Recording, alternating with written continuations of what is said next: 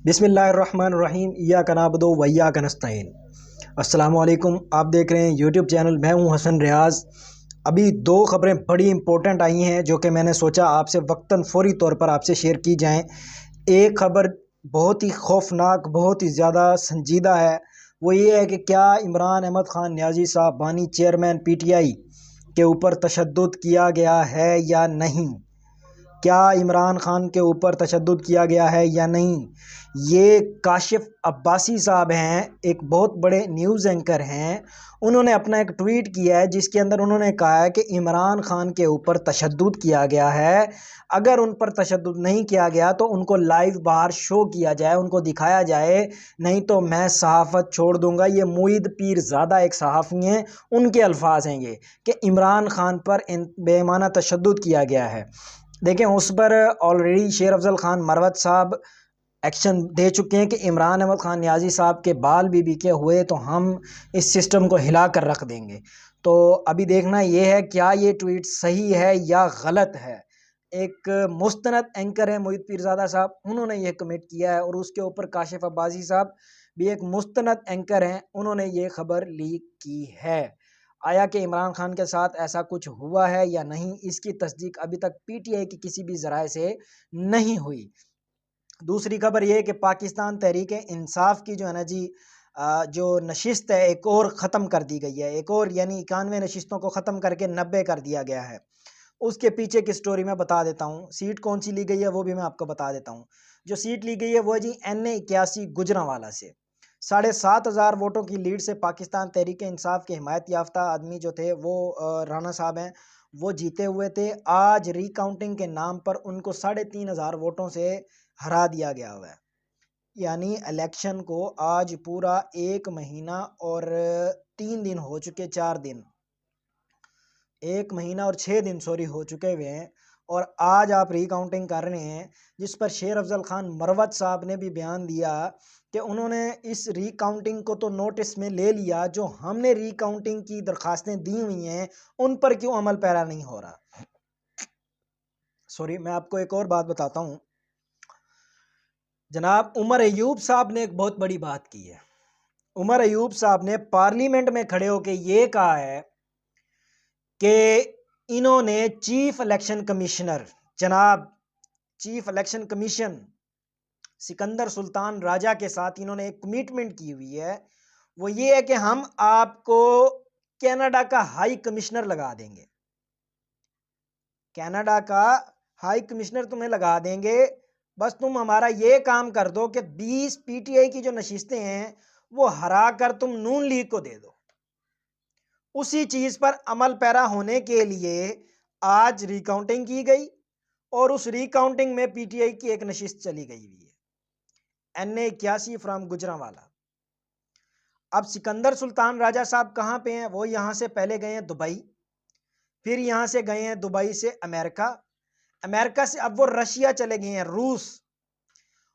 پتا چلا ہے کہ وہ روس کس وجہ پہ گئے ہیں، کس بنا پہ گئے ہیں، اس کی بھی میں آپ کو بتاتا چلوں جی۔ وہ انٹرنیشنل observer بن کے گئے ہیں، کیونکہ روس کے اندر صدارتی الیکشن ہونے جا رہے ہیں۔ بھائی تم نے اپنے ملک کا بیڑا غرق کر کے رکھ دیا، تم نے اپنے الیکشن کا ریزلٹ 5 دن، ہفتہ، 10 دن لگا دیے، تم ادھر کیا آبزرو کرو گے یار؟ یہ ایک بہت ہی یعنی بہت بڑے لیول کا مذاق ہو رہا ہے پاکستان کے ساتھ۔ اب آگے بات کرتے ہیں جناب اسد کیسر صاحب کی، وہ اس وقت پوری طرح آگ بگولا ہیں جی۔ اسد کیسر نے کہا ہے کہ جنگ تو پھر جنگ صحیح، تشدد تو پھر تشدد صحیح، جس وے سے اب آپ ہمیں ڈیل کریں گے نا، اب ہم اسی وے سے آئیں گے، اب ہم ایسا رد عمل دیں گے کہ آپ لوگوں کو لگ پتا جائے گا کہ آپ لوگوں نے کس کو ہاتھ ڈالا ہے۔ یہ اسد کیسر کے الفاظ ہیں۔ اب سے پچھلا ٹینیور دیکھ لیں 2 سال، تو اسد کیسر نے ابھی کوئی بات نہیں تھی کی۔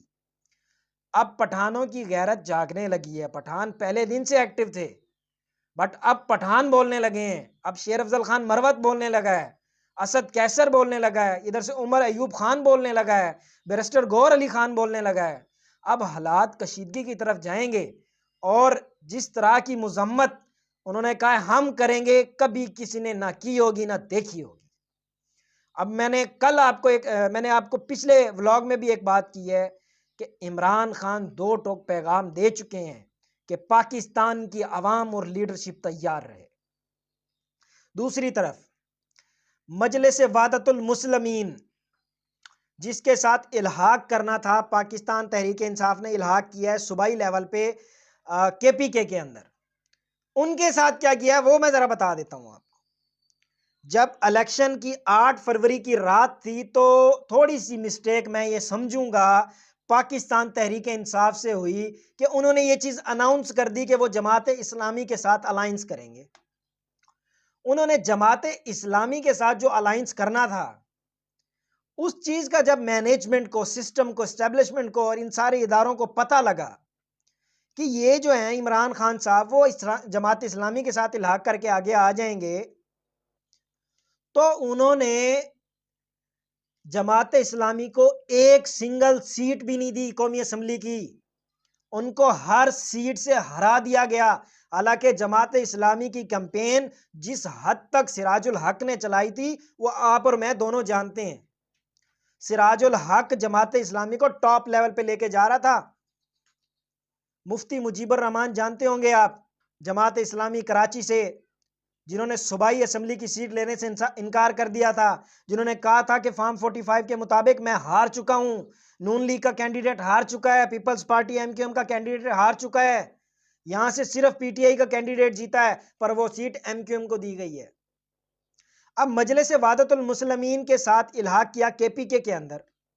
الیکشن کمیشن آف پاکستان نے مخصوص نشستوں کے نام پر پاکستان پیپلز پارٹی کو KPK سے ایک نشست جیتنے پر 2 مخصوص نشستیں دی ہیں خواتین کی، اور مجلس وحدت المسلمین کو ایک بھی سیٹ نہیں دی گئی مخصوص نشستوں کی صورت میں۔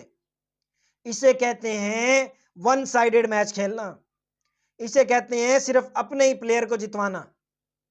وہ ہوتا ہے نا، ایک جب کرکٹ میچ کھیلا کرتے تھے بیچ میں ایک ریلو کٹا ہوتا ہے، وہ ایک سائڈ پہ بیٹنگ کرنے جاتا ہے، وہاں جان کے بولڈ ہو جاتا ہے، دوسری سائڈ پہ جاتا ہے تو وہ چھکے مارتا ہے۔ ہمارے ساتھ ابھی وہی ہو رہا ہے۔ اب تیسری بڑی نیوز وہی ہے جی، مخصوص نشستوں پر پشاور ہائی کورٹ نے کیا فیصلہ دے دیا ہے۔ پشاور ہائی کورٹ نے مخصوص نشستوں کا فیصلہ نون لیگ اور پیپلز پارٹی کے حق میں کر دی ہے۔ ان کا کہنا تھا جی سنی اتحاد کونسل جو کہ الیکشن نہیں جیتی، لہٰذا اس کو، یعنی جو الیکشن کمیشن نے فیصلہ کیا وہی فیصلہ برقرار رکھا گیا۔